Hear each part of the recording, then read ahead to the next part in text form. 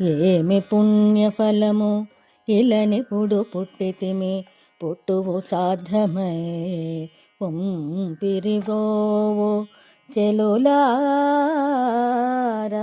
ఒక మాట చెవియొగ్గి వినుడు, పాలమున్నేటిపై పాపరాసజ్జ పవళించిన సామె పాదపద్మములే గతియని మది నమ్మి కమ్మగా పాడి, తద్దయు ఎడదలు తనివి చెందగనో.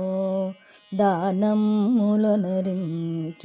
ధర్మముల్ చేసి మననోమునకు చేసుకొను నియమములో నిష్టతో వినుడమ్మ నెచ్చలులారా.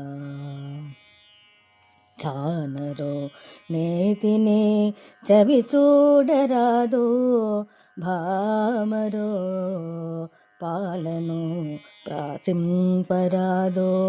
కనుదోయి కాటుక నునుపనే రాదు, పువ్వులు కురులలో ముడువనే రాదు. చెట చేతలనింక చేయనే రాదు, అలుపపు మాటల నాడనే రాదు. తెలవార కయమున్న మెలకువ తోడ, తెలినీటిలో తానముల్ చేయవలయో. ఈ నియమముల నేమరకున్న మననోము జగతికి మంగళప్రదము, మననోము జగతికి మంగళప్రదము. భావము: భూలోకంలోని గోకులంలో పుట్టిన భాగ్యవతులారా, మనం చేయబోయే వ్రతానికి ముఖ్యంగా ఆచరించవలసిన కృత్యములను వినుడు. శ్రీమన్నారాయణుని పాదార విందములను కీర్తిద్దాము.